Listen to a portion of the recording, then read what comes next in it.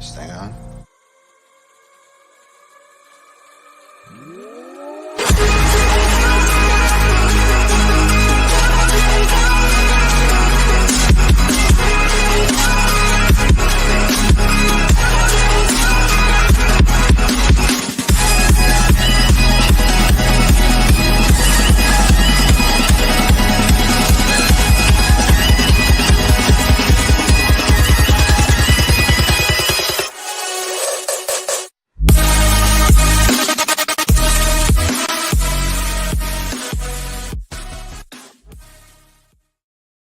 Is up, everybody? Welcome back to another episode of The Cut. I'm your host, Christian Williams, and I am here, as always, with Randy Hall. Randy, how are you, man? Doing good. Fun, chill week. The show just came out for all of us that don't actually want to buy it and just want it on Game Pass. So, fun week. Yeah, it's going to be exciting. Baseball's back this week as well, opening day on Thursday, which I'm pretty stoked for, honestly. Yep. Can't wait to watch my team lose on a batter not looking at the pitcher by the 8-second mark, strike three call. It's going to be sick. Gonna love it. Can't wait. We are here to talk about NFL free agency. We kind of let things simmer, just made sure that there was nothing major that happened before we did the show. Obviously, there are still some big things out there. We'll talk about Lamar when we get to the Ravens, and we'll get to some of that stuff. But we're going to kind of touch on the main points of free agency. There have been a lot of moves. Obviously, we're pretty much through the first wave of guys. And so we're just going to hit every team as best as we can. So, Randy, are you ready for this? Let's try it. Okay. So we're going to start in the AFC East and the Buffalo Bills. So they added Damian Harris, Deontay Hardy. They brought back Jordan Poyer. They brought in Connor McGovern. And those are kind of the main things. Taylor Rapp is their third safety, and Sam Martin as well. But how are you feeling about the Bills offseason? I think they did I'm pretty happy with it. I think they did the best with what they had left. You brought back Jordan Poyer. He's an enormous part of that defense. You brought in a bruiser running back to pair with James Cook in the backfield now. And, definitely an upgrade to Zach Moss. And then we'll see if they bring anyone in. But at least this way they're not pressured to take anyone in the first round necessarily. But yeah, I think they did a good job addressing offensive line and getting at least a couple more shots at weapons at the receiving core. And bringing in Taylor Rapp this late in the process, I think is a really enormous signing for them. Just for depth for that safety room that's been a little banged up the last few years. It's the best safety room in the league, but not when they're always hurt. Yeah, I totally agree. I think Bills fans will say that they didn't attack receiver hard enough, and I kind of agree. But I saw a report today that they're happy with what they added, which I think has to bum Bills fans out. But they were in the DeAndre Hopkins sweepstakes. I think the price is probably not allowing them to go in that direction. But overall, I like it, what they've done. Yeah, it's a good. You're not retooling this team. Like, you're just adding in where you can. Yeah.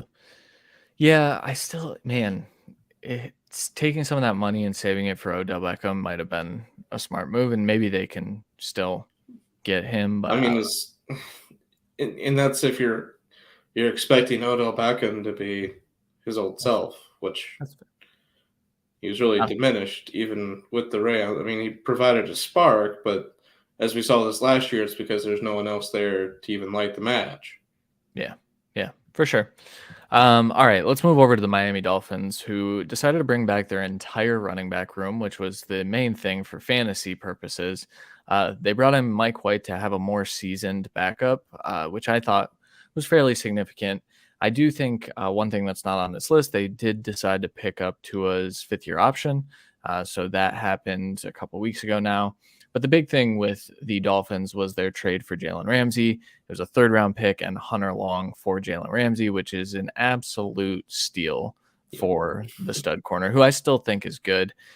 He obviously had a rough first half to the year when things were going bad for them. And then he really turned it on over the last few weeks. And I think that that's going to be a massive addition because this defense kind of needed something like that last year. So, Yeah, an upgrade in the corner room. And then bringing in Deshaun Elliott to play strong safety as well to bolster that room. I think you helped your back end of the defense. And I mean, like it or not, the running back room worked for most of the year at least, and they brought it back. I don't think this necessarily deters them from taking the running back in the first 3 rounds, but it makes it less of a necessity, at least. Obviously, with them not having a first round pick, they have to prioritize when they come back on day two. Yeah. I also think the best value signing still to this day is David Long, 2 years, Yeah, 11,000,000. He had an easy. amazing year, amazing couple of years for the Titans, and they got him at 5.5 million a year, which is kind of insane. Really, really good deal from the Dolphins there. Um, New York Jets. This is one of those dominoes that I mentioned. I talked about Lamar, but obviously the Aaron Rodgers news is still up in the air. He said he wants to play for the Jets. It doesn't seem like there's been a whole lot of movement, but as we get closer to the draft, I think an Aaron Rodgers deal is coming here in the next few days. Yeah, it has to for both sides, really. Yep. Um, so they decided to reshape their wide receiver room despite having some pretty talented receivers already. Alan Lazard, $11 million a year, 4-year deal for him, which I thought was pretty big. They brought in McCole Hardman and they traded away Elijah Moore, which we'll talk about when we get to the Browns. Um, some other, key signings. They traded for Chuck Clark, which I thought was a good move for both teams. Actually, I think the Ravens were trying to get Kyle Hamilton on the field, and the Jets needed something like that on the back end of their secondary. And then they brought back Quincy Williams, which I think is more of an enticement to get Quinn and Williams to sign a massive deal in the coming months. That's my guess. Yeah, a bit of both. I think it's deserved as well. But yeah, it's a bit of both. But I mean, think about that. Quincy Williams, 3 years, 18 million, 2 years, 11 million for what we just talked about for David Long. Like, come on. Nuts. And Quincy Williams, he played well, like you said, but he didn't play as well as David Long or even close to it. No. Um, Quick question on the Jets while we're here. So that Alan Lazard deal is pretty big, but obviously Garrett Wilson's still the wide receiver one. Do you expect them to cut Corey Davis at this point? I think it's up in the air at this moment. I think he might be part of the trade for Rodgers as well, as part of like a salary exchange a bit.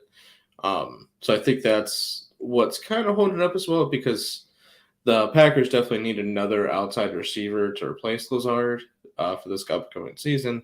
If you can get Corey Davis, you don't have to prioritize it in the first round, like you might have to otherwise, with really not a good, perfect pure outside option in the first round, anyways.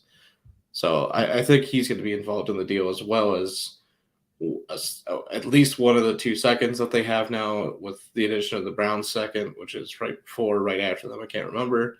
And then a pick next year. It sounds like the Packers are hard set on getting that pick 13, and the Jets are hard set on saying, here's 42. Yeah, I think the Jets win that battle. I still think the They Jets have more should, yeah. leverage here. I think Rodgers killed all Yeah. the leverage for the Packers, I mean, personally. both teams still have leverage. It's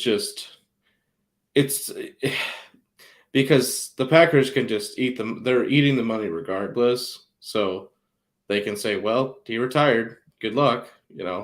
Hope Zach Wilson figures it out. No, he's the number 2 without them even having a number 1, which was the funniest quote I saw from the owners' meetings this week. Love it. Yeah. All right. Let's move over to the Patriots. They've had an interesting offseason, I guess. They signed Riley Reef, I think, as an upgrade on their offensive line, but he's not. He's just a body on their offensive line. They signed James Robinson to a 2-year deal, $4 million a year. Actually, that's indicative of James Robinson when he was balling out for the Jaguars. I think that is a little much for what we saw last year, but I think it's fair to say another year removed from the injury, and you might get similar production in that role, I guess. Yeah, and he's not going to be tasked with taking over. He's literally just the Damon Harris replacement for this team, and again, makes it so they don't have to prioritize drafting running back because last year they drafted 2. Yeah, that's true. Shout out Pierre Strong though. They also signed a pair of slot receivers and Juju Smith-Schuster and Mike Gesicki. 3 years, 25.5 million for Juju, and then 1 year, 4.5 million for Gesicki. I'm not 100% certain how they're going to deploy this offense based on that. I think it's going to be a lot of 12 personnel with Gesicki on the field, but then what do you do with Juju? Well, Juju's replacing Jacoby.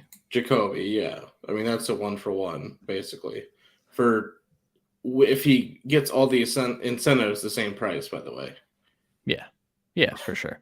And then Gesicki's technically replacing Jonnu, but I'm curious to see what they do. Obviously, it's a different offense this year too, so Exactly. I'm more intrigued by that. The other notable one, Jabril Peppers is back, which I think is a nice safety pairing. My favorite pick was Brian Branch to the Patriots, and I just won't be doing that now. So, well, yeah, and I think he still can go there, and that's the tough part with Brian Branch as well. Sorry, little tangent is. I think majority of the league really views him as a nickel corner right now, and not even the safety. So, yeah, it's kind of a versatility pick, and then it's like, okay, well, Bill will be happy with versatility, and they kind of could use another slot with Jonathan Jones and Jack Jones being the outside guys, and Jalen Mills kind of being another utility guy for him. Yeah. If they don't draft offensive line, they're psychopaths, though. For what? That's it. Fair. That's what Riley Reef is for. Come on. Yeah, the Bears loved him last year. He was so good. Couldn't even stay on the field. All right, let's move over to the AFC North, and we're going to start with the Cincinnati Bengals. They haven't had a massive offseason, but two what I would call big signings, and that's Jermaine Pratt, 3 years, 21 million. Really good value for what he's been over the last few years. Orlando Brown, 4 years, 64 million to play left tackle, which sent their starting left tackle Jonah Williams into a spiral. And there's a lot of turmoil happening there because he refuses to play right tackle because he's about to be in a contract year. So didn't they sign a right tackle last year? The Cowboys one? Yeah. Lyle Collins, but he got hurt and it was a 1-year deal, I'm pretty sure. Oh, about all that. Maybe we'll verify that. The other one that just came in recently is Irv Smith Jr. Signed there. Saw a lot of fantasy analysts saying, "Well, this doesn't matter," but I remember Hayden Hurst having a few, games out there, and Irv Smith to me is a better version of Hayden Hurst when he's healthy in terms of what he can do as a receiver. So it might matter a little bit depending on how those receivers' health goes in 2023, but. Have you found the Collins deal? I believe, I don't know his contract necessarily, but I believe it's not a 1-year deal. That's what I was like. All right. Well, either way, I still think the Bengals have a need at right tackle because I don't think anything was good there. And I think, honestly, if we're being real, Orlando Brown should probably be the right tackle. 21 million signed last year. Yeah, well, that's rough. If Jonah was smart, he would just move in at guard. He might not be ready week 1. So, yeah. But Jonah could play guard. It's what position we thought he'd probably have to play in the NFL anyways. And I think his play has shown it. Yep. Yeah, it's been bad, but I think he thinks he's a lot better than he is. But they also signed Cody Ford, I think, to be like a starting/swing guard. Yeah, I think it's a good signing. He hasn't really been that good, but I think a change of scenery could make him good, and I think this scheme fits him a little better than Buffalo did. Yeah, I mean, I think between Carmen, Ford, Sharping, they think 2 of those will be their starters at guard. But yeah, for sure. Where do you think they go in the draft? Defense? I mean, what do you need on defense? That's the issue. Like, so they lost both starting safeties, but they drafted Dax Hill last year. Yeah. So really, they lost one safety because they planned for that. And they brought in Nick Scott for 3 years to play safety as well. They did. I think their corner room's still pretty rough, personally. Hit or miss, Yeah. So I think that could be an area that they go, but I also think they're not in a really good position to get any of the top corners. So they're kind of a wild card to me. they're in a position to get none of the top corners, Yeah. but they are in a position for Brian Branch. So I think Yeah. it's second. One more time, he's going to appear behind us, but I think he definitely could be on the landing spot here. He's a weird moving piece right now, where he could go in the top 15 or in the second round. Yeah. It's strange. His testing didn't help him. No, it did not. All right, let's move over to the Browns. They haven't done a whole lot. I think the Dalvin Tomlinson deal to bolster up their defensive tackle room was one of the bigger deals, and I think rightfully so. Dalvin Tomlinson is still very good. 4 years, $57 million there. They brought in Juan Thornhill, which I know a lot of Browns fans were super pumped about. 3 years, $21 million. Anthony Walker re-signed. Sione Takitaki re-signed. Agbo Okoronkwo, 3 years, $19 million. I think he's going to provide some type of replacement for Jadeveon Clowney. And then they brought back Ethan Pocic, which I think indicates to me that what's the other center's name that got hurt last? Nick Harris is either not going to be ready, or they were just super happy with how Pocic played last year. So worst case, it's a position battle, and Pocic becomes a cuttable contract next year. Yeah, for sure. They brought in Jordan Akins to be friends with Deshaun Watson, and then they also traded pick 42 for Elijah Moore, which we talked about. So now they're starting skill players. Rounder. Yeah, and they got a third rounder back for that. So I love that deal for the Browns. I think Andrew Berry has killed it thus far. But it's a lot of like quietly good deals out here. Yeah, I mean, I think bringing in Mike Ford at corner too to help with depth, Mo Hurst, like you're bringing in depth at the defensive positions, bringing back your starting linebackers, and you're kind of 1-for-1 replacing John Johnson with Juan Thornhill, which a lot of people would say is probably an upgrade from what Johnson has played with the last 2 years. Injuries in there though. So I'm definitely happy with it, and bringing back Josh Dobbs is a no-brainer as well. So yeah, I think it's definitely working out for the Browns so far. Yeah, it's been a good offseason. Baltimore Ravens have done virtually nothing. They brought back Justice Hill, and they've been at the mercy of Lamar Jackson since they tagged him with the non-exclusive tag. So brought back Geno Stone to, bolster up that safety room. After having to trade Chuck Clark. Yeah. And then Trayvon Mullen is back. Do you think Lamar plays for them again? I think there's a good chance he plays for them this year. That's a loose interpretation situation. They're in a weird spot because they basically said, okay, we can't work out the deal. We'll do the transition tag. Let someone else work out the deal for us. And then unless they're giving in to all of Lamar's demands, which it doesn't seem like teams are willing to do necessarily, at a certain point he's going to take less than maybe he exactly wanted, or maybe he takes a 1 to 2 year deal, and Ravens are still going to accept that, match that offer. I think they're pretty much in a game of chicken now with the NFL saying, well, you can sign it whatever you want, but we'll match it, and then you're going to have to give us more than the 2 firsts for him if you want him. Yeah, it's a crazy situation. I think we might get some movement here on that soon too.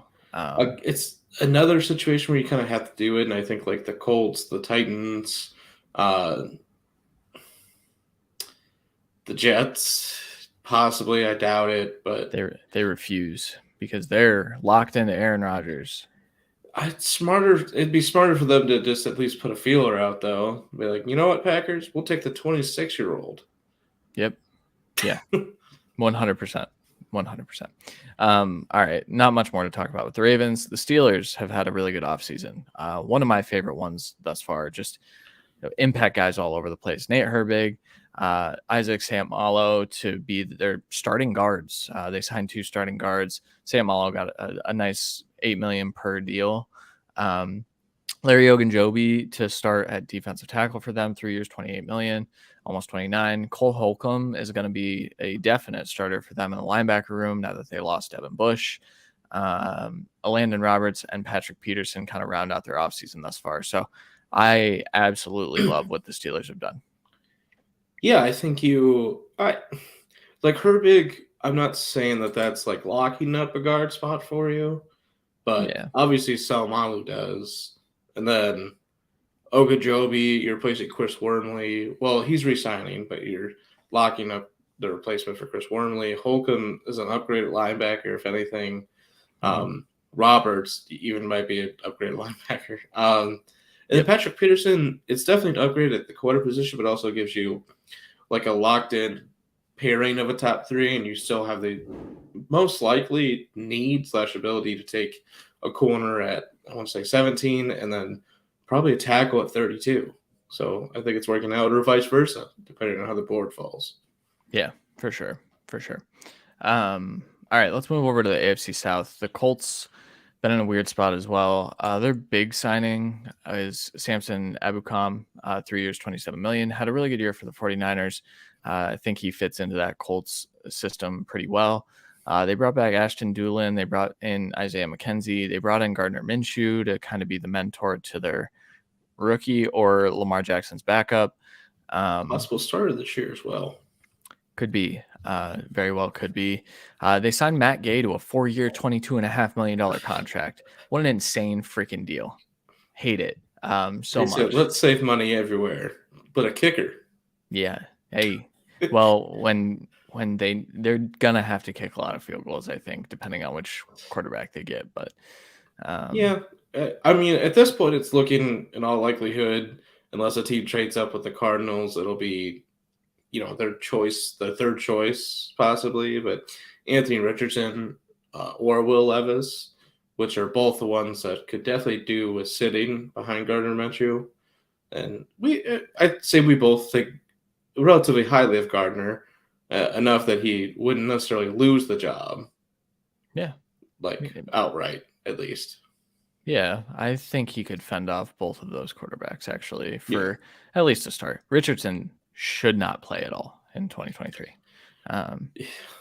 He should not play. And there's a lot of people real happy with the possibility of Levis going to the Vikings for the same exact reason. Yeah. And then he'll be almost as old as Kirk Cousins by the time he gets on the field. All right. Jacksonville Jaguars, CJ Beathard, 3 years, $4.5 million. They tagged Evan Ingram, which I think was a good move. You kind of see if last year was a fluke, and then Evan Ingram might get a big deal from them. I know they have to move some money around after last offseason, but they could do it. They brought back Roy Robertson Harris. Back in. I can't remember. I think it just says signed to 3. Oh, it's an extension. Yes. Yeah. That's what I was like. Sounds right. He was productive for them last year.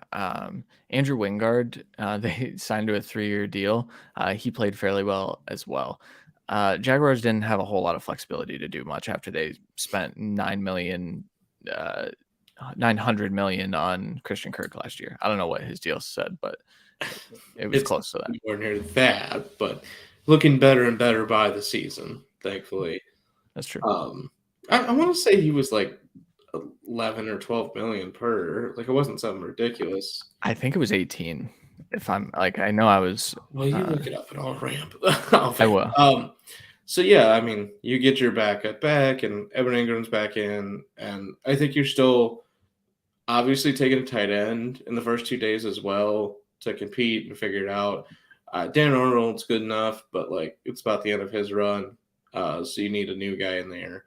And worst case, you have 2 tight ends going in next year, and you sign Evan Ingram to a good deal, and you don't have to touch the position for 5 years.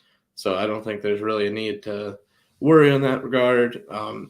They also, dang it, I'm going to do it a third time. They seem like the Brian Branch landing spot in the first round. Making sure. But yeah, it does make sense because they could definitely use some safety help and definitely could use nickel corner help. So yeah, definitely works out. Christian Kirk got an average salary of $18 million per year. They have already restructured his. I think his cap hit this year is 11, which is where you got that because they restructured it down. And they have 2 void years on there, and they have a potential out after next year for 20 million in cap. They probably won't exercise that though, because he's No. very good. Yeah, he's their best receiver. Yep. Okay. The Texans have gone a bit crazy this offseason. They signed Mike Boone, so we'll just mention that for fantasy purposes or not. Devin Singletary as well, Noah Brown, Robert Woods, Dalton Schultz. Those are the main fantasy relevant guys that they signed. Dalton Schultz's value goes way down to me. I don't know about that. It could go up actually with what that receiver room is looking like right now. That's what I'm saying. I think he'd be the focal point of the passing attack, I'd say, with Robert Woods trying to lead the wide receiver room and figure out a rookie, I'm sure, in there. But whatever quarterback is coming in, you have to think that his main guy is going to be Dalton Schultz. Yeah, that's probably fair. They signed Laramie Tunsil to another big extension. They traded for Shaq Mason.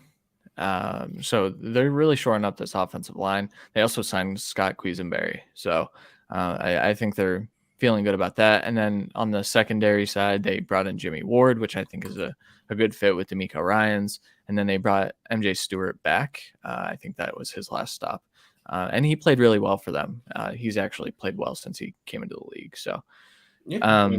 Also brought in Corey Littleton and Denzel Perryman to figure out their linebacking room a bit better with some veterans, and possibly just take it off the table in the draft this year so they can focus on other positions and come back to it with some fresh blood next year. Just because this is kind of a weird linebacking class where you might be taking shots later and not necessarily early. And with their 212 and 34, I think it's better served elsewhere. Yeah. I think that's about it for them. Do you think Devin Singletary takes Dameon Pierce's work? No. I think he takes a lot of the passing work though. Yeah, which Pierce didn't get anyway for the most part. So no, and that's the thing. But it could be valuable for fantasy because at this point we're projecting Bryce Young there, who favored his running back. Yeah, rightfully so. I'm not no shade there. Yeah. Well, Jahmyr Gibbs was the best receiver on that team. So I think that was smart. Okay. Tennessee Titans. They brought in Andre Dillard to be their starting left tackle, I assume, after cutting Taylor Lewan. And that's pretty much the extent of their big moves. They brought in Arden Key, 3 years, $21 million. Pretty affordable for what he's been. Sean Murphy Bunting is in, Aziz Al-Shair, which I think is a low-key really good signing for that defense. Nick Westbrook-Akine, nothing moving the needle for me. Andre Dillard getting that big of a deal was shocking to me. Yeah, especially because they're still probably taking a tackle. Right.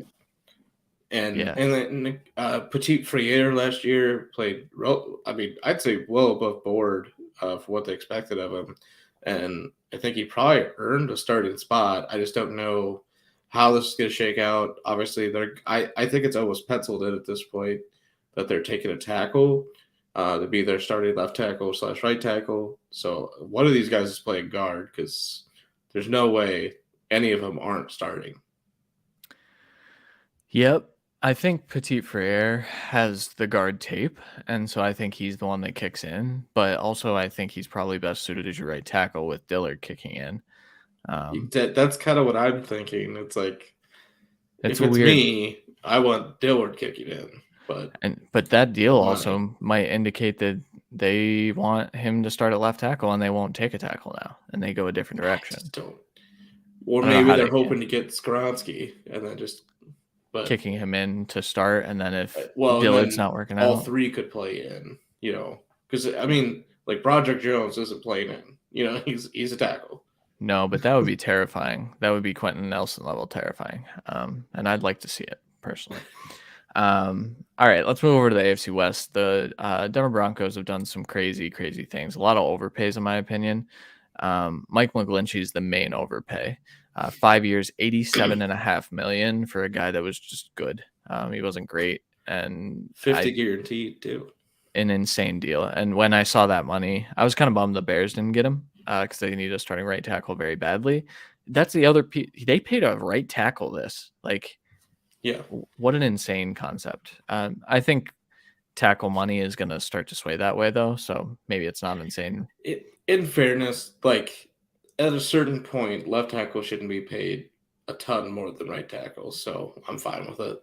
Yeah, for sure. Zach Allen, 3 years, 45, almost 46 million. Big deal, but Zach Allen was really good for the Cardinals last year. That was my number one target for the Bears and how versatile he is on that defensive line. But that's a lot of money, at least average per year. I don't know if it's fake money. I hope it's fake money for their sake. It's just one of those, like, you couldn't pay up to bring back your guy and Draymond Jones. Like, fair. You saved $6 million and brought in Zach Allen. Yeah. I think Allen gives you a little more versatility. I also think Draymond Jones is just better at what he does than Zach Allen. So that's kind of my point. Yeah. But they also assigned Ben Powers to a 4-year, $52 million deal, which once again, they put all the money into this offensive line. They did. Also fantasy relevant, and I think a lot more fantasy relevant than a lot of people think. Samaje Perine, 2 years, $7.5 million. Javonte Williams is not going to be ready by week 1, and I think Samaje is going to be their star. Yes. He got hurt so early. He did. So there are some reports. It's kind of not. It hasn't gained a lot of traction, but there are some reports that when they went in there to do the surgery, it was way worse than they thought, and the recovery is not going well, which is terrifying for the rest of his career. I hope he recovers fully, but I think Perine's probably the starter for at least the first 4 weeks of the season. So what you're telling me is they're drafting a running back in the 4th or 5th round? Probably, actually. And I wouldn't be shocked if they used one of those 2nd-round picks that they have on like Jahmyr Gibbs, because that's Sean Payton like running back. Yeah, we hear the comparisons all the time. Yeah, he's not Alvin Kamara, but he catches passes. They just kind of look alike with helmets on. Yeah, and their arm tape. They use the same arm tape half the time. Yeah, so. Yep. So the Broncos went crazy, and I don't have many thoughts other than stop spending that much money. I mean, I think the offensive line was an issue for you last year, so I think this is, addressing it, and Sean Payton saying, I mean, Russell Wilson's here. We're figuring this out one way or the other. It sounds like they're not trading Judy or Sutton anymore, so I think they have a pretty full receiving core. You have a good tight end room. In theory, if you get Javonte back, you have a really good running back room, especially if you bring in another guy to be like a mixture of pass catching and running. So I think you're on a good path. The defense overperformed last year, and you brought in at least some competition there. So I think they could be at least closer to what we thought they'd be. Yeah, I think that's fair, I guess. Los Angeles Chargers have done virtually nothing once again. Yeah, Trey Pipkins is back. Donald Parham is back. Eric Kendricks is their big signing. Yes. 2 years, $13 million. I think that's an upgrade for them. And then outside of that, nothing that sticks out except for Easton Stick. And that's just because of his name. And that they haven't brought back Guyton, Carter, any of those guys. Yeah, I wonder how much of that is comfortability with Josh Palmer, or how much of that is we need something different. And I think they might be. Or telling us that they're looking at it at 21, 22, 23, somewhere in there. 23, I think. No, 23 might. 23 is the Vikings. 22 is 23 is Vikings, 22 is Ravens, so it's 21. 21. You're right. Yep. So yeah, Chargers have had a quiet year. Yeah. Kansas City Chiefs, not so quiet. Jawan Taylor, 4 years, $80 million. He's kicking over to left tackle to replace Orlando Brown. Allegedly confirmed. Yeah, it's like allegedly. That's allegedly. Again, that's left tackle money, and so I think a lot of people assume that that's what he's going to be doing. McGlinchey, 5 year, 87.5. It could Yeah, be right tackle money. That's all I'm saying. it could be. It could be. I think that's a downgrade from Orlando Brown, even if Orlando Brown was only fine. And he Well, was see, it's like it's an upgrade at right tackle, no question. So if he stays at right, then yeah. But they could draft a tackle at 31. they should still. They should draft Anton Harrison if he's there. Um, Don't want the uh, Steelers do with the next pick. yeah. Charles Omenihu, also a massive signing for them. I think they need edge help, and he had a really good year as well for the 49ers. Outside of that, there's not much. Derek Nottie and Mike Edwards, I think, rounded out. They brought in Drew Tranquil as well to mix in a more athletic linebacker, I'd say, in there. Nick Bolton, we know what he is, tackling machine.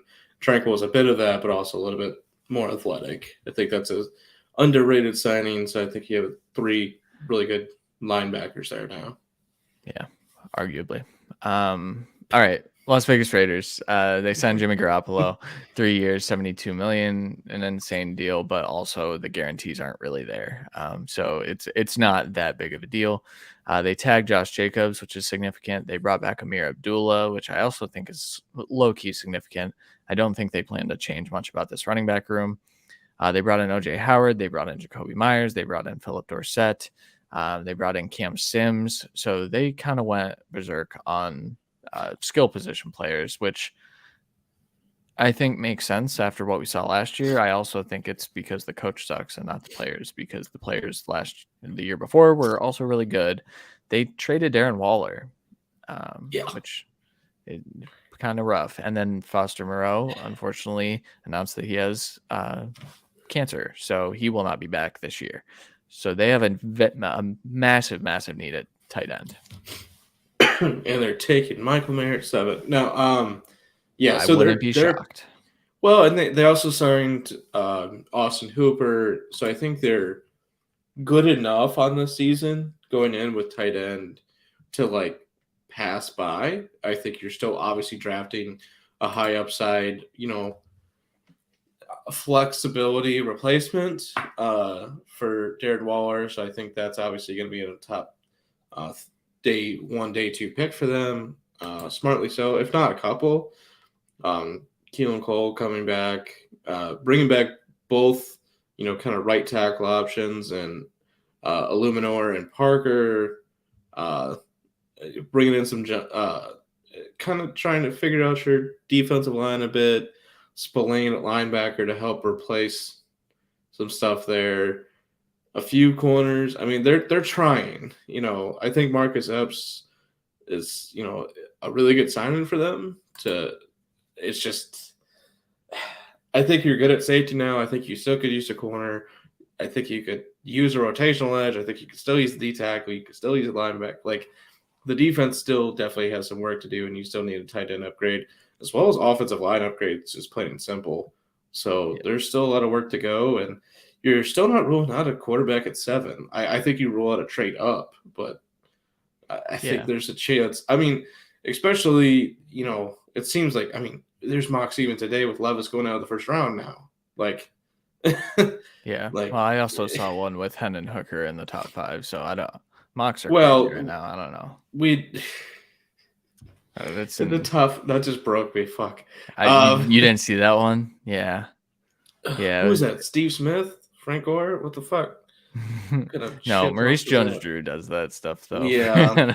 But no, it wasn't any of them. Maurice Jones-Drew is a clickbait mocker. I love that guy. I love that guy so much. So yeah, they're trying. You're right. I think they might take a quarterback, which would be hilarious that Jimmy Garoppolo would then have to do the same thing over again, just in Vegas. Well, that's the thing. Like, to me, I think it sounds like they were the second offer for the first pick. They lost that, and they realized, hey, we're going to get a third or fourth option or fifth option. Let's just cut it, bring in Jimmy G. We'll attack this again next year. I think that's their plan more than anything. And if somehow, like, Richardson falls, or they like Levis at 7, or maybe they trade back and Levis is still there, like that kind of situation. But at this point, they're sitting there at 7 There's a chance Jalen Carter's there. There's a chance Christian Gonzalez, Evan Witherspoon are there. I think those have to be your picks. Yeah, I think that's fair. And they're going to take Joey Porter Jr. probably instead. Skoronski, here I come. Yeah, honestly, Skoronski would be a great pick for Phrasing. them. Yeah. All right. Let's move over to the Washington Commanders. We're moving over to the NFC. We're going to fly through this. The Commanders have been also in a weird spot. They signed Andrew Wiley to be their starting right tackle. They signed Jacoby Brissett to be Sam Howell's backup, apparently, because Ron Rivera compared Sam Howell to Brock Purdy, which, no, he's better than Brock Purdy. Sorry. Talent-wise. Yeah, I don't care about that. Nick Gates, they signed to be a starter. They brought back Deron Payne on a $90 million deal, so they have more money tied up in defensive tackle than probably any team ever in the history of the NFL, if I had to guess. Except the Commanders with Albert Hansworth. Yeah, 100%. They brought in Cameron Dantzler, which I think is a good move. I was kind of shocked the Vikings waived him or released him, I guess. And then outside of that, just a few uninspiring moves that I think they just were looking to add depth. They brought back people for the most part. I think they came into this trying to fix parts of their offensive line, and then bringing in another piece at corner. I think it's a good idea. I think they still are prioritizing either tackle or corner in the first round, and maybe a quarterback who falls to them. So good. I think it's a relatively good offseason without spending too much money. And focusing on bringing back I'd say your best defender in Payne. Yeah, easily. Sweat's up there. He's up. I just Payne fully healthy. I think he has more of an impact necessarily, but Chase Young fully healthy, which we haven't really seen yet in a long, long time. I don't know what they're going to do with him, but they're not going to pay him. I can tell you that. Or they might, just not, but discounted price than what he could be because of the injuries. So that's fair. Dallas Cowboys have had a very eventful offseason. They tagged Tony Pollard. They released Ezekiel Elliott, and then reports have kind of come out that I think Zeke wants to stay there. I think he wants to play with Dak, and I think he'll take a pretty hefty discount once he tests the market. But Tony Pollard is on the tag, and he's their starter as of right now. Leighton Vander Esch is back, which it's great for the brand here at the Cut. We love us some Leighton Vander Esch. Love the neck roll. Yep, 100%. They brought back Donovan Wilson, 3 years, $24 million, which is a really good signing. He had a really good year for them last year. At face value, that looks like a lot of money, but like I said, good year. I think a lot of Cowboys fans understand that that's a good signing. Brought in Dante Fowler. They traded a 5th and a 6th for Brandon Cooks, and they traded another 5th for Stephon Gilmore. I think those are smash trades. Very, very well done. Yeah, I think their biggest needs were wide receiver 2 for the team and a corner, and I think they got both of those. And you brought in Fowler to be a rotational edge is what they needed. So at this point, you're thinking maybe a pure middle linebacker to really help Vander Esch because he's struggled here and there. But, I mean, you're probably not going receiver at 24 or whatever the hell they are. You're probably not going corner. I think they could use a defensive tackle at this point. I think they could, and that's why people like Brian Brzee, even Smith, and like a few others of these potential rookie D tackles have been mocked there. Brian Branch has been mocked there a ton. I'm sorry, he's just mocked everywhere because no one knows where to put him. But speaking of not knowing where to put him, Bijan Robinson here makes the most sense of any team. He's not going to be there. He might not be there. I don't think he's there. I'm perfect. I'd be happy if he's not there. Not because I don't want him to go to Dallas, because I think that's a good landing spot. But Bijan deserves to go in the top 3 personally. But he's not going to, obviously. But if he does fall here, it's almost a no-brainer for the Cowboys to do it, because then you don't have to pay Pollard. Even if you bring back Zeke, who cares?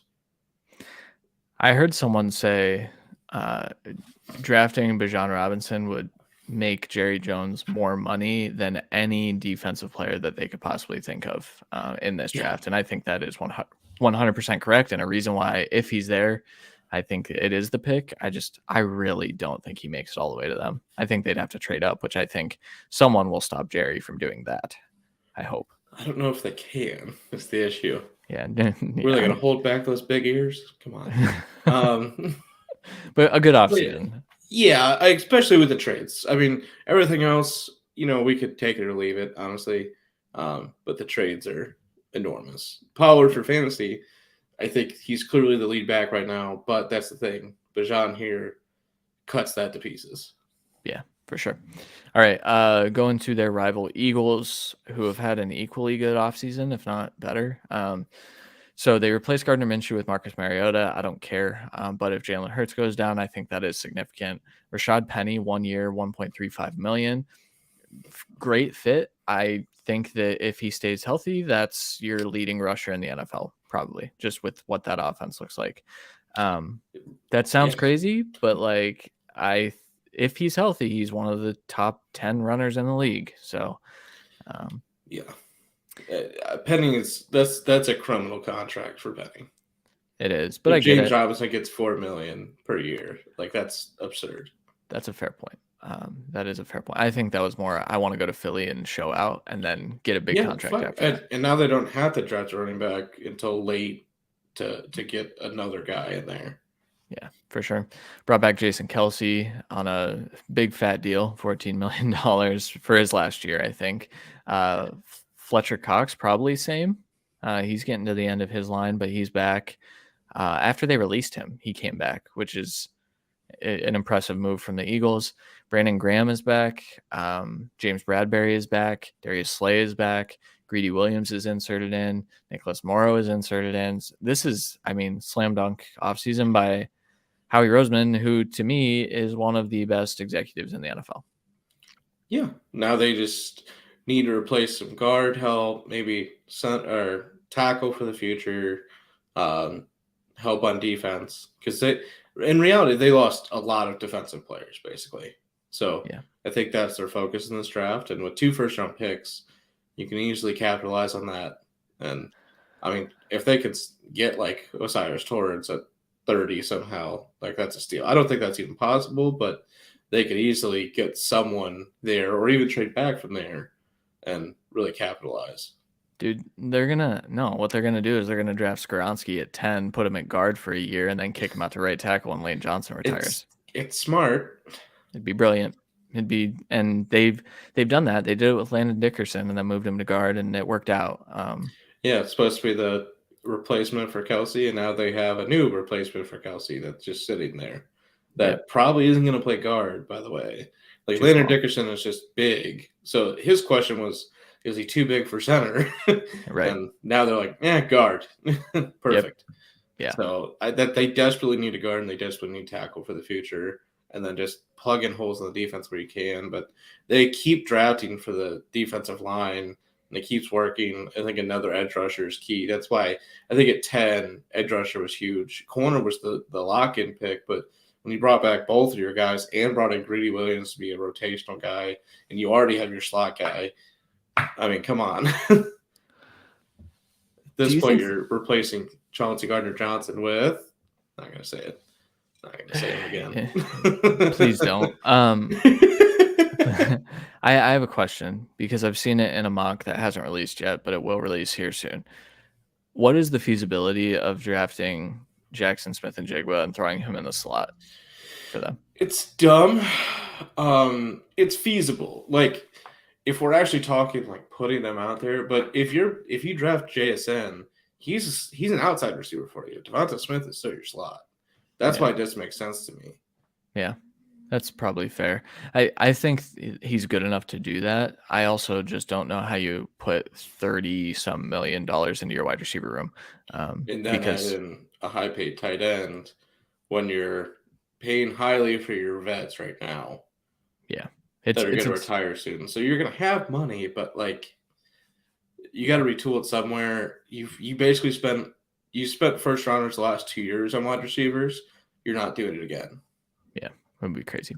All right. New York Giants have had a weird offseason. To me, they signed Daniel Jones to a fat deal, 4 years, 160 million. Saquon Barkley's on the tag, but they're hoping to extend him. That would be smart. Matt Breida's back.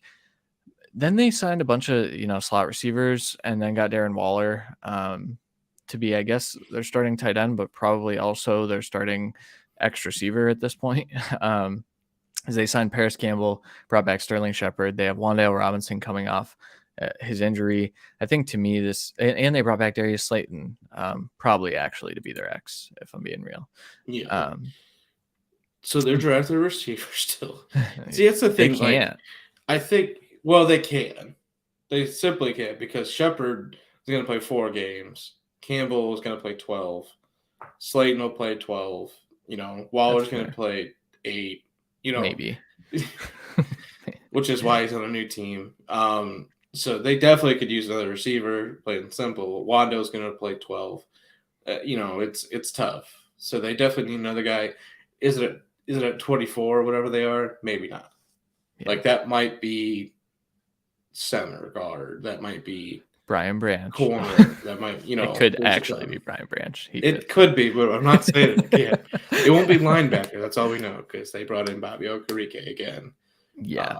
At a bigger deal than we thought he would get, honestly. Like, I thought the evaluation for him was definitely low that we were seeing, which was like $4 million or so a year, but $10 million a year. I mean, deserved, but yeah, big deal. Good deal. All right, let's move over to the NFC North. The Bears have been super, super active. PJ Walker is their backup for the next 2 years. Deontay Foreman is probably their starting running back, if I had to guess. Him and Khalil Herbert until they draft Bijan at 9, which would be insane. I'm into it. I'm into it. Robert Tunyon's in. They signed Kari Blasingame back. They brought Nate Davis in to be their starting right guard, I assume, and then they're going to bump Tevin Jenkins to left guard, so this will be his 3rd position in 3 years. They brought in Andrew Billings to be a starting defensive tackle. They brought in Tremaine Edmonds and TJ Edwards to really bolster the linebacking room with Jack Sanborn. That is one of the better starting linebacking groups in the NFL. Probably is the best. And again, one of the most athletic. Yep, 100%. And TJ Edwards, not technically athletic, but also has talked about how he has legitimately gotten faster since he entered the NFL. So he the guy that we're going to be talking about a lot over the next month, Jack Campbell, that's kind of his tape. You don't see athleticism all over the board, but you see the test and you're like, oh shit. Yeah, there it is. But the tape, all the tackles, all the plays, all the man coverage, that's what you see, and that's what you're going to get from TJ Edwards. Tremaine Edmonds is just an athletic freak. So pairing those two together with another good tackle with good athleticism and Sanborn, I think that's going to be a ridiculous room. They're still fleshing out the defensive line, but man, they're trying to figure out the offensive line. They've figured out the receiving room. I think they figured out the tight end room. Yeah, I buried the lead there. They traded the 101 to the Panthers for 109, the 61st pick, a 1st and 2nd over the next 2 years, a 1st and 24, a 2nd and 25, and then DJ Moore. So their starting receiver room of DJ Moore, Darnell Mooney, and Chase Claypool gives you a lot. That is a 30-year-old second-year player returning kicks. Yeah. Shout out Bayless. All right, let's move over to the Lions. They did not bring back Jamal Williams, and I think he was upset about that. They instead took David Montgomery from the Bears for $6 million a year, which feels pretty significant. I know this was a popular Bijan Robinson landing spot, but and they still could go in that direction. I don't think they're committed to DeAndre Swift. I think they take a day 3 running back this year, but I don't think they go Bijan. So they brought back Craig Reynolds, Graham Glasgow, Isaiah Buggs, John Kaminsky, Alex Anzalone. They brought in a ton of corner help. Emmanuel Mosley, Cameron Sutton to be probably starters, and then CJ Gardner-Johnson to be a starting safety that's probably going to end up in the slot more often than not. And that's kind of the gist. They brought in Will Harris. They brought in Jalen Reeves-Maybin, or brought back Jalen Reeves-Maybin, I think. No, he's from the Texans. They re-signed Will Harris, though. They did. He's a re-sign.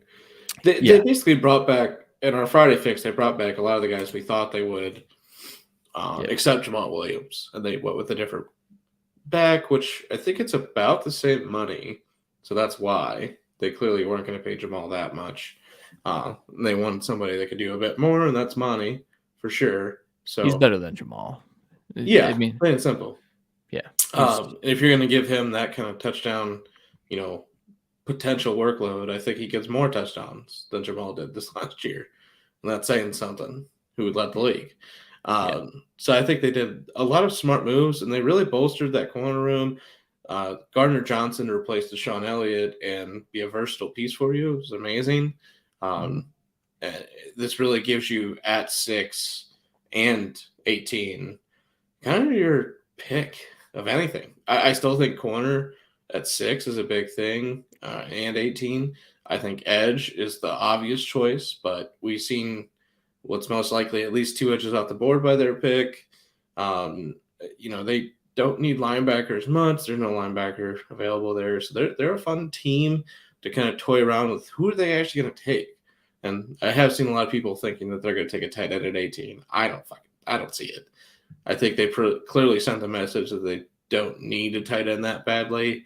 So I think they might take one on day 2. But man, Dan Campbell is gonna love Darnell Washington, man. That's the one. That's the one I was pushing back with in my head. If there's one that they would take at 18, it's Darnell. Just because they now get a third tackle and doesn't have to pass catch, really. That'd be the draw. We're gonna skip the Green Bay Packers because they've done absolutely nothing as they kind of await the Aaron Rodgers deal. They brought in a few guys, nothing impactful. Minnesota Vikings, they've been pretty active. They brought in Marcus Davenport on a 1-year, $13 million year, kind of a prove-it deal for a guy that's been injured but productive when on the field. Good deal. Garrett Bradbury got an extension, 3 years, $15.75 million. Josh Oliver got a bag from the Vikings. I don't understand. Really athletic tight end that, they just traded for a tight end though. I think they just got TJ Hawkinson. Feel like you could have clearly gotten Irv Smith for cheaper. You see my point? It's crazy. They wanted a blocking tight end. Is what I'm seeing. Yeah, I guess. Alexander Madison's back on $3.5 million per. Could be the starting running back for all we know. The Dalvin Cook situation still. I think he's gonna end up. I don't know if he gets cut, but I think he gets asked to take a pay cut and gets mad. So it's very fair. Byron Murphy, the other big signing, so replaces Patrick Peterson, 2 years, $22 million. Upgrade for Patrick Peterson. Yeah, agreed for sure. And then some depth. Dean Lowry's a good signing for them, I think. Just gives them more depth. I think they did a good job. I think they're still looking for quarter. I think they're looking at wide receiver at the draft. If you have a quarterback in the future just sitting in your lap there, I think they do it. And the sitting in the lap is an awkward conversation because I think if Levis falls past a certain point, teams are going to trade out for him, plain simple. But I think the Vikings are part of that possibility. But if they do sit back, defense clearly, and then it'd be wide receiver, corner would be the top 2 for me. They need a wide receiver pretty badly. That's why I struggle to see them trade up for a quarterback. It's weird because they could, Jay Jettas is an inside-outside receiver. Osborne's kind of the same. Mm-hmm. So it's basically do you just pick whoever's there or do you wait for day 2 and see who's actually just sitting there? That's fair. I think they're going to be just infatuated with Zay Flowers, personally. And it makes sense because he could just be outside deep shot, but in all around, the best fit is JSN. Yeah. But I don't think the best fit for most teams. Quentin Johnson makes a ton of sense. But for me, for that team to just pair with Justin Jefferson and let Osborne just be a pure outside receiver, JSN.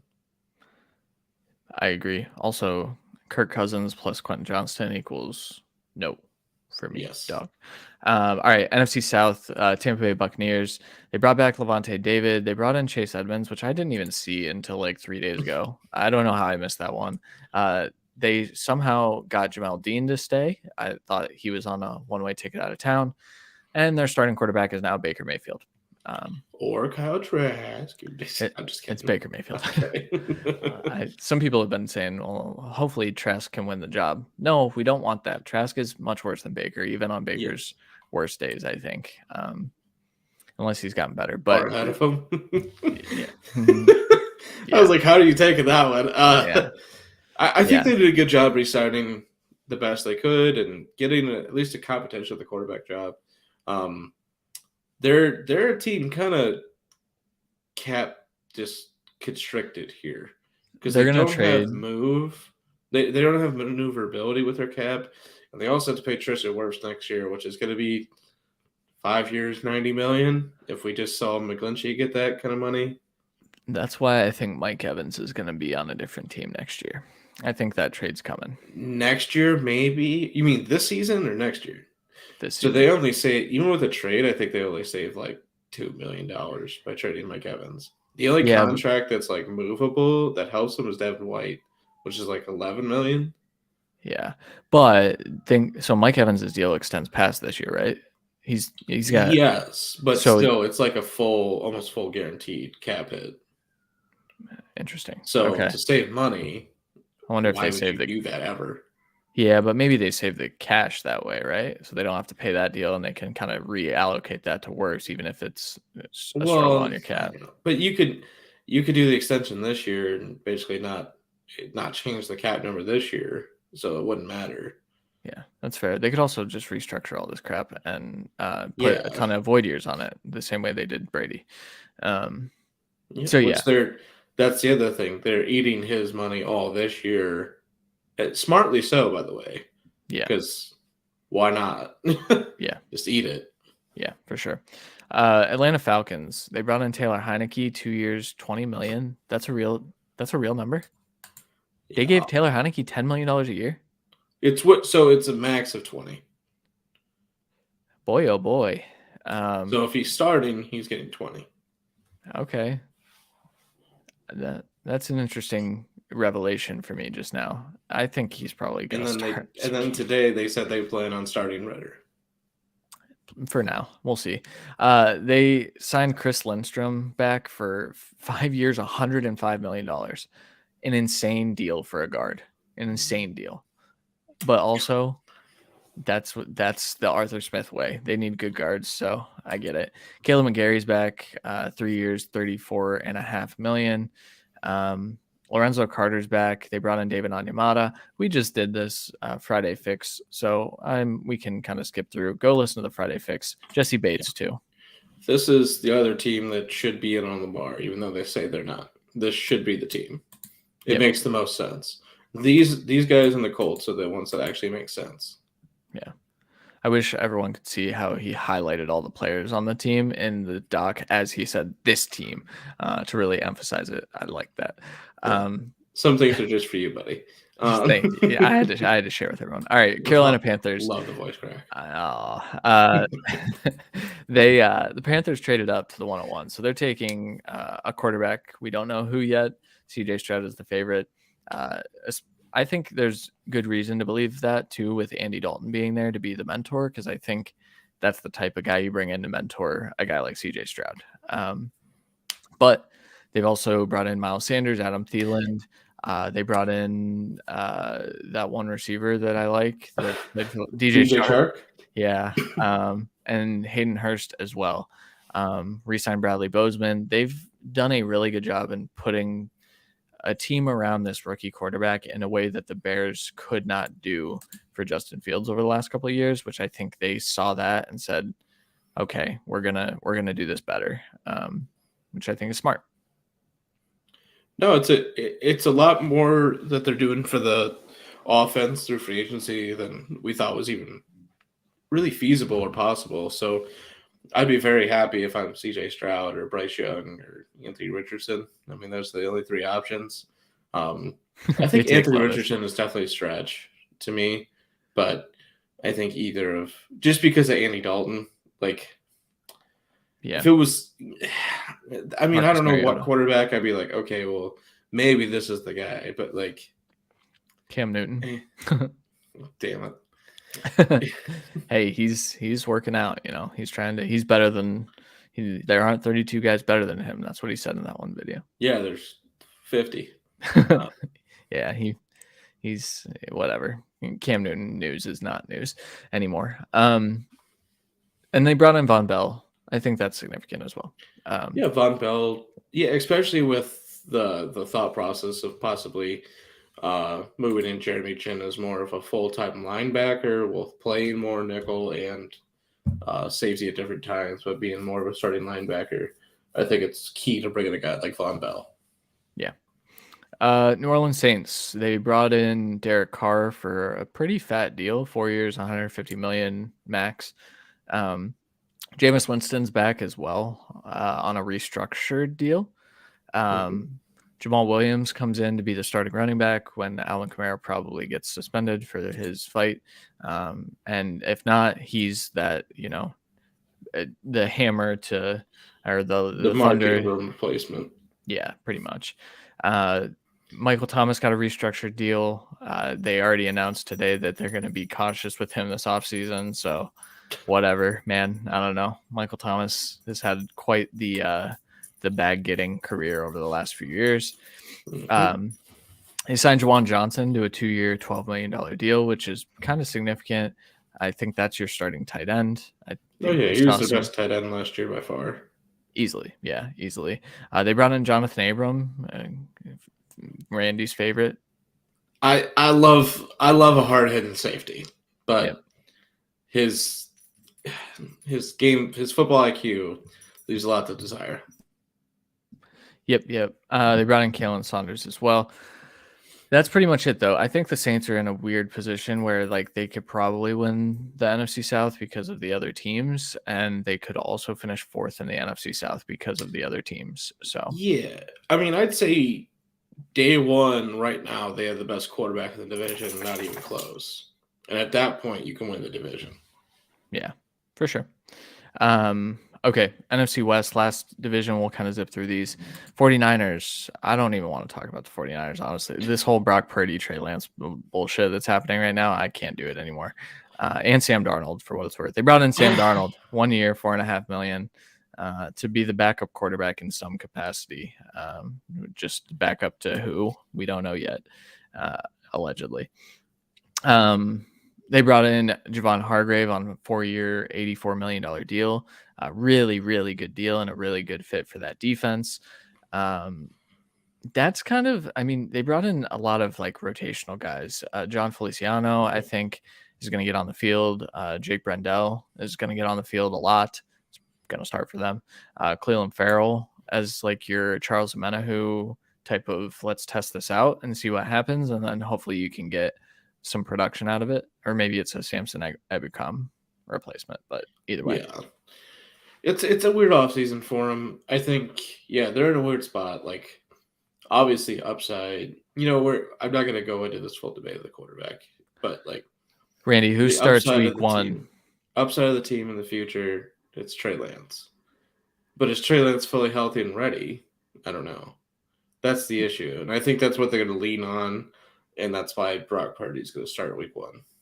I don't think he'll be healthy enough to do it either, because he just had his UCL. He might not be, man. That's the part of the argument everyone's just leaving off to the side. It's both these guys are hurt. Yeah, and that's why they brought in Darnold as insurance for that. But I think when healthy, when all is said and done, after Trey Lance, because Trey Lance is supposed to go through the offseason program, he should be 100%. I don't think he gives the job back to Purdy. They said, he probably would be the first man up. Purdy, is what John Lynch said. Yeah, but he can't be out there. He can't be the first man up. It's literally going to be Trey Lance or Sam Darnold as the first man up when things kick off. So I don't know, man. Yeah, it's weird. Purdy's going to make less mistakes, and he can't make any of the upside plays. Yeah. Most of his highlight packages for this last year were pickable balls. He's not good. He's not good. I will die on the hill, I guess. But he's a system quarterback, and he played very well this last year. Plain and simple. Yeah, sure. Yeah, I guess. Could he do that for the next 6 years? Possibly. Would they win a Super Bowl with Brock Purdy? No.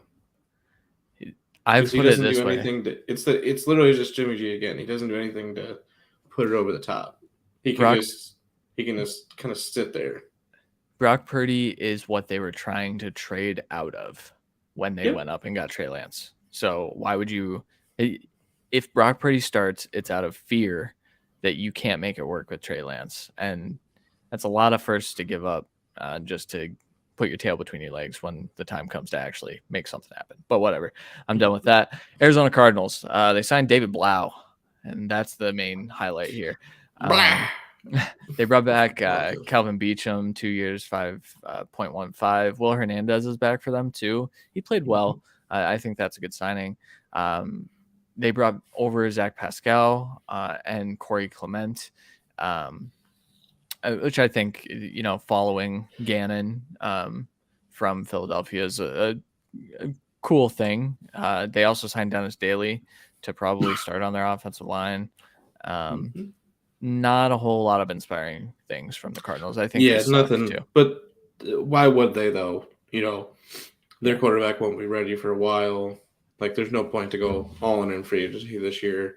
You might as well try to reset your cap and reset your offensive line. It's just what they did. The Rams literally did nothing except trade Jalen Ramsey and sign Coleman Shelton. So Yep. that's done. They got Hunter Long back, though. I liked Hunter Long as a prospect, man. I kind of hope he gets an opportunity to play, but Yeah, but I mean, Higbee's their starter. They have other guys there that are, something at least. So I think he might be able to mix in, but we'll see. low-key one of the best off seasons of any of the teams that we've spoken about. And the last one we're going to talk about, the Seattle Seahawks. Geno Smith, 3 years, $75 million.